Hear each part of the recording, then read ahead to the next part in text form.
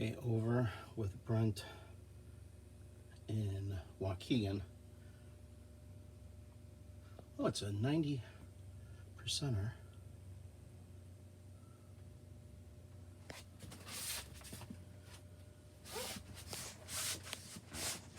So this is an attic, but it's very easy to get up and move around, unless you're over about 6'5".